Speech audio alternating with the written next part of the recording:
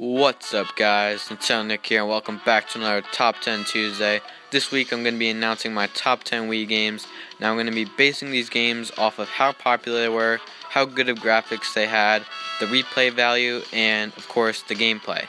So I decided to make this list because the Wii is almost 10 years old now, and the Wii U is about 3 years old, and the NX is coming out very soon. So let's get right into it with number 10. At number 10, we have Punch-Out! Now, Punch-Out! Is a first-person boxing game where you play as Little Mac and you fight your way to the World Championships and get the World Championship belt. And it is a very fun game, and you can really get your anger out just by punching everyone you see. But it can be very hard and repetitive because you have to fight them over again once you get the championship belt. And yeah, overall it's a great game, and you can also use motion controls for it too, but I like using the sideways Wii remote. Anyway, at number 9 we have Kirby's Return to Dreamland. Now I didn't know which Kirby game to put. I could put Kirby's Epic Yarn or Kirby's Return to Dreamland, but I decided that Kirby's Epic Yarn is a bit too easy, and it's not your traditional Kirby game, even though it does have a good art style.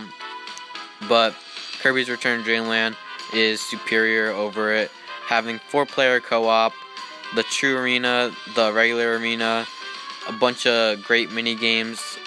Although it is very short though, having only I think 7 worlds, and like 4 levels, but the levels are very long, and it can be very addicting, and it's really fun, especially if you play with your friends. Anyway, at number 8 we have New Super Mario Bros. Wii. Now that's very similar to Kirby's Return to Dreamland, but this one involves Mario and a bit more platforming than using abilities and stuff. But yeah, it's a very great game. I love every single level of it. It was the first 2D Mario game to come out ever since, I think, Super Mario World, which is pretty crazy, but yeah. And then you have your sequel, New Super Mario Bros. U, which is on the Wii U, and it's even better. Anyway, at number 7 we have Rhythm Heaven Fever. Now, this is a great game, known to be one of the best rhythm games ever, but yet it's not really well recognized, and very poor sales of this game, even though it is for a cheap price. And it's very sad that not many people know about this game, but yeah, it is a very good rhythm game. I have to agree, it is the best rhythm game ever, and it can be really funny or weird, and the music is just really, really awesome. I love the music for this game, and it's a great game for everyone. Anyway, at number 6 we have Mario Kart Wii. Now, Mario Kart Wii brought a bunch of stuff to Mario Kart, having motion controls and feeling like you actually are driving a real kart or motorcycle, which is also a new thing they added to Mario Kart Wii, which was the bikes where you can do wheelies, and they were super overpowered in this game. They also introduced a bunch of items like the Mega Mushroom, and I can't really think of the other ones off the top of my head, but they added a bunch of other items, and it was the first one on the console to have retro courses, where the first one to have retro courses was Mario Kart DS, but Mario Kart Wii was the first console to have it, and it was a ton of fun to play with your friends. And you can also go online. There was a bunch of missions that you could do, there was chain chomps on the Rainbow Road, I remember. But yeah, anyway, that's enough of Mario Kart Wii.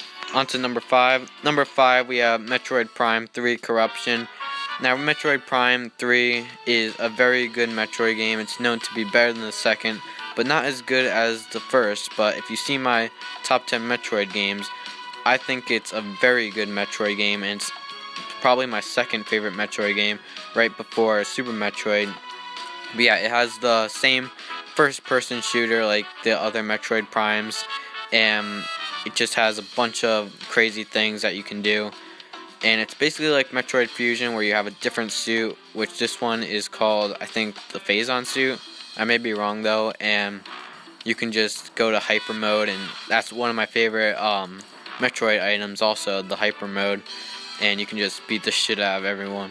Also, there are some really cool boss battles in this game, like Run This, which the theme for it is amazing. I love that song, of the theme of Run This.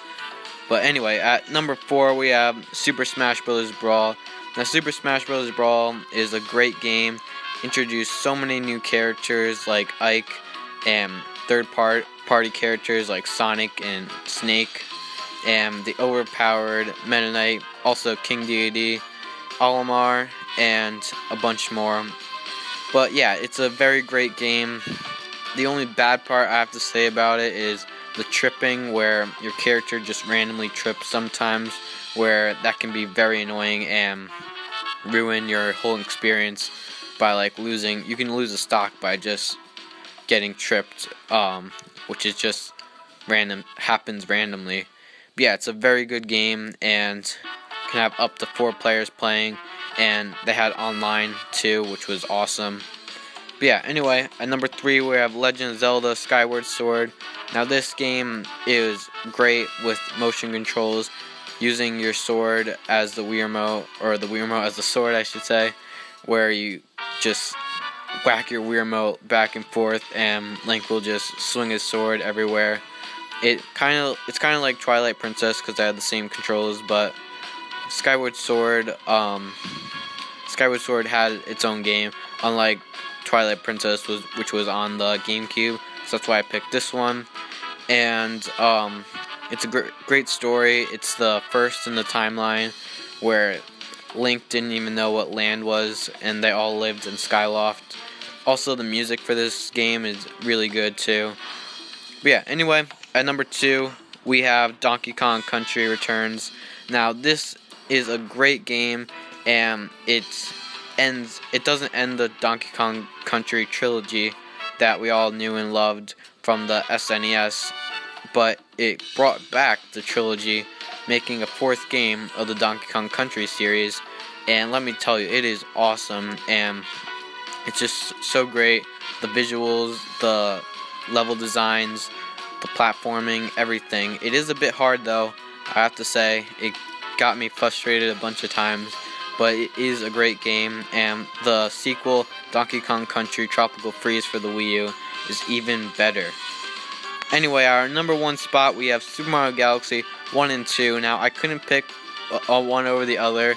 Maybe I would pick 2 just because it had more power-ups, and it had a bunch of new stars, like the green stars, and it has so much more replay value than the original Super Mario Galaxy. But the original Super Mario Galaxy was the original, and it had the observatory, which is probably my favorite hub world, and it was a bit harder though too. But yeah, overall, both of them are great, and they are great 3D Mario games. Better than Sunshine, better than Super Mario 64, and it's just amazing. It's like a masterpiece. It is the platforming, the level design. It's just a great game, and everyone should own it. If you own a Wii, you should own Super Mario Galaxy 1 or 2. They are both great games, and I highly recommend them. But yeah, so that is about it. So those are my top 10 Wii games. So thank you all for watching. Make sure to like, comment, and subscribe. And let me know in the comments below if I missed a Wii game. But yeah, until then, make sure to stay tuned right here on Nintendo Nick for more Top 10 Tuesdays. And I'll see you next week. Bye.